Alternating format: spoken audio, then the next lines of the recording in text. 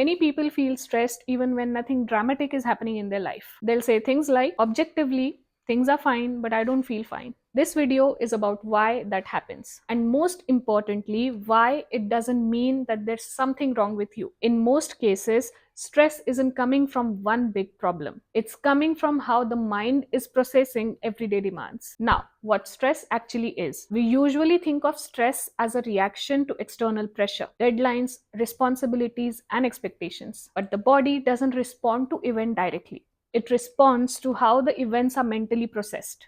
So, two people can have the same workload. One may feel stretched but stable, and the other feels constantly overwhelmed. The difference is not the capability, it is the different thinking patterns that both of them have. One very common pattern is anticipatory stress. This is when the mind stays slightly ahead of life, mentally dealing with what might happen. Nothing urgent may be happening right now, but internally the system is already preparing. That constant readiness keeps the nervous system switched on at all times. So, stress isn't always about what you're facing, it is about what your mind is holding space for. Another thinking pattern that increases stress is catastrophizing. This is when the mind jumps quickly to a worst case conclusion. Something small happens, could be a short reply, a delay, a minor mistake, and internally it already feels like something serious has happened. The body reacts to that conclusion immediately, not because the problem is real, but because the mind has treated it as real. That's why stress can escalate so fast even before anything actually happens. The third pattern is emotional reasoning. This is when feelings are treated as evidence. So if you feel overwhelmed, you immediately take it as an evidence that something is actually wrong. But emotions often reflect internal stress, could be fatigue, overload, mental saturation, but not the actual situation. When feelings are automatically treated as facts, stress multiplies. Now, what all these patterns have in common is that the mind is doing too much at once.